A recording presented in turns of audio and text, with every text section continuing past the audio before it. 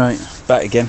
This is stopped raining now, so this is my large plot. This is plot 30. The other one is plot, God knows, because they ain't stuck a number on it. Bloody idiots. 23, I reckon. Anyhow, raspberry, tayberry. That's probably 5 metres long. I'm getting some lovely fruits that are nearly. That one's ready. Just love that one.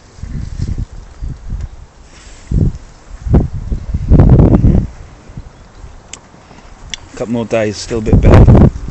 So what I need to do is I need to get a cover of this before they get robbed by the birds, because I'm getting too many red ones now. So that's this year's growth, which is fruit and canes. These here,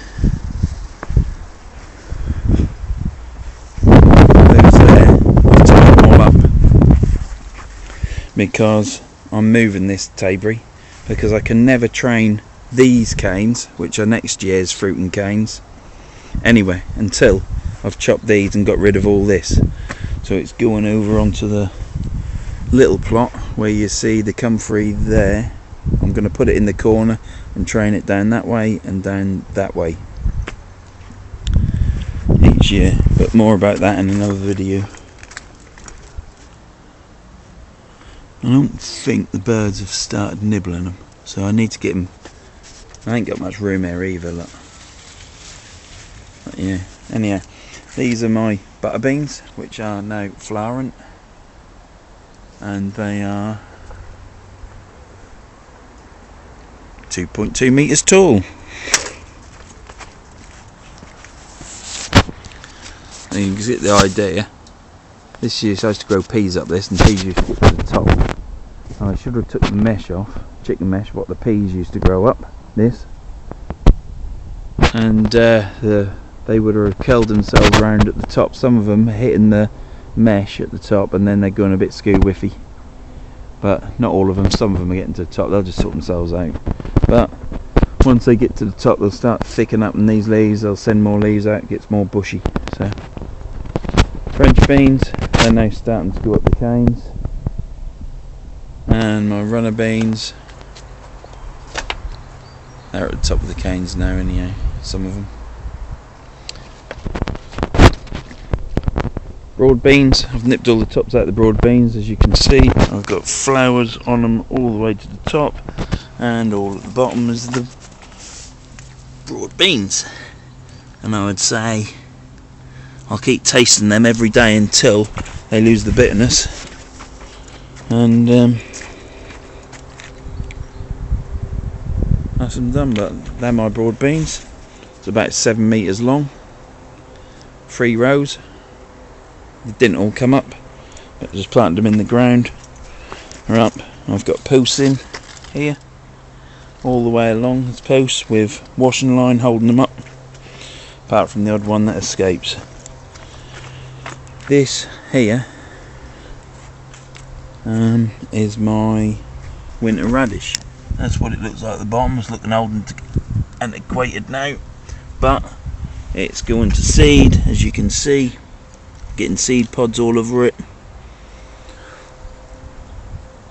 and that will be my seed for stock. I've got some, there's some over there is some shard. I've just got to hope that it doesn't cross contaminate with this, but all the ones that have podded now, they've seeded up before that shard come into seed. I've got beetroot, and I've got here, I made a little tiny drill down there where the string is, and they are Swedes. Like a good Swede. There's my onions with the downy mildew. I've left them in because I got downy mildew and it was still, didn't even have a bulb on the bottom of the onion. So I've left them in, hoping to get a bulb, which has just started to form, and we'll take it from there. Once I've got a bit of a bulb. I shall just pull them up, chop the tops off, bin them down the tip, and that'll be it. Same with the shallots. The shallots have got downy mildew as well. They're taking forever to ball up now. They'd normally be ready by now, and I'd be pickling them. So it looks like I ain't going to get any onions at all, apart from onions just to get on and eat. Some are balled up. These are potatoes with blight. Bollocks. Need to chop them off. They're getting too close to my tomatoes. Forgot about them ones. They're going to have to come up straight away. Right, sprout cage in there. Got blight on them and all. Shit. Anyhow, down this side I've got early sprouting broccoli. I held them up to support them and they've just took off. Cauliflowers, row of cauliflowers, and 2 rows of sprouts, of which they are getting good strong plants. They're all up straight, hilled up to support and stop the old cabbage root fly, which I don't think we get on here now. Never had it.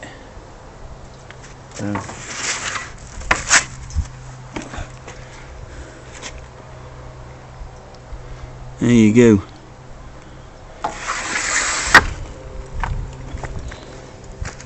Chinese cabbage. Spring cabbages, they need eating. Calabrese, don't even know if I've got any calabrese. Yeah, I've got one coming. There you go. Calabrese, I've got a full row of calabrese. So they're doing fine. All that from there upwards is calabrese. I've got spring cabbage there, Chinese cabbage, onions, spring onions, shallots, sorry. And at the end I've got some more cabbage.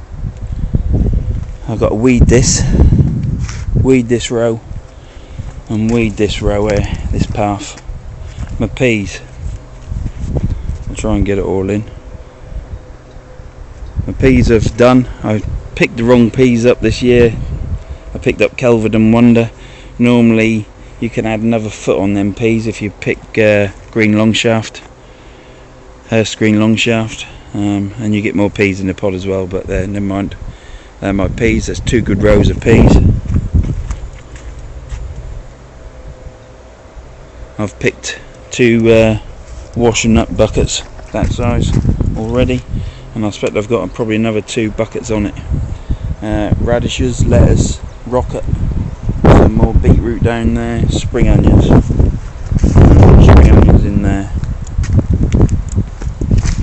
And here, just a quick show. There's another video that's going to be uploaded tonight or tomorrow. These are my melons and cucumber and ginger. But I've already done a video on that, as I've done a video on my potatoes in a dustbin grown in vermiculite.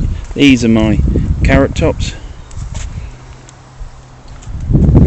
So, I've got carrots under there, I'm not taking it off. This is I stuck a stalk of blackcurrants in the ground, and 2 years ago, and that's the plant, so I shall be uplifting that at some point. Tomatoes and some lettuces planted in the ground. I've watered. I've got some green tomatoes on it. I'm not going in there because there's potatoes outside with blight and my leg has just touched it. So I've got tomatoes on. They're all grown fine. Chilies at the end. Grape with grapes on. Needs trimming back. And these are loganberries, I think. Plenty of fruits on them, ready to eat. We just pick them and eat them. This is a yosterberry bush, which I've netted. Let me stand back so you get a better picture of it. That's my yosterberry, and there's 3 down that side. These 3 here, there's 3 blackcurrants there. That's my yosterberry. rhubarb, and 3 rows. One that's autumn gold, and there's Zion or whatever they are, raspberries. They're all autumn raspberries and rhubarb. Excuse me. Terrible cough. Raspberries, they're my early raspberries. Seem to get them early. There'll be summer ones, and that's it. So that's the allotment. Strawberries, I've got some strawberries down here, down this side. I'm going to take some of these primulas out and take a primula out and stick a strawberry in. I've got all gravel down there, so it'll protect the strawberries, and happy days. So there's my peas. So I'm going to pick some now. Calabrese, sprouts,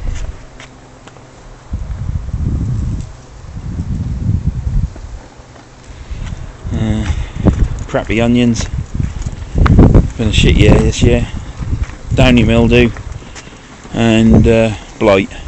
And my main excitement of this year, as exciting as it gets, are these butterbeans. So I've already shown you.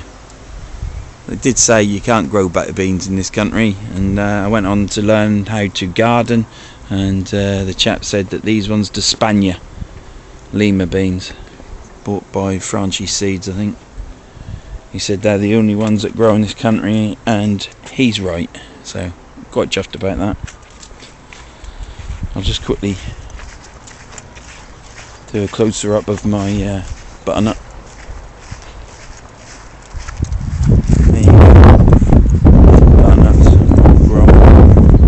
What I do is nip the tops out, tip out, and then it'll send all these runners out at the sides everywhere a lot quicker, and you'll end up with more fruits. So because we've got no potatoes this year, we're going to be eating nothing but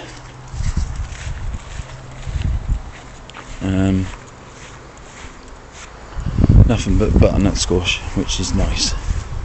So that's the tour of the block. It's July and everything's grown quite well apart from onions and potatoes. So thank you for subscribing, thank you for watching, and see you later. Goodbye.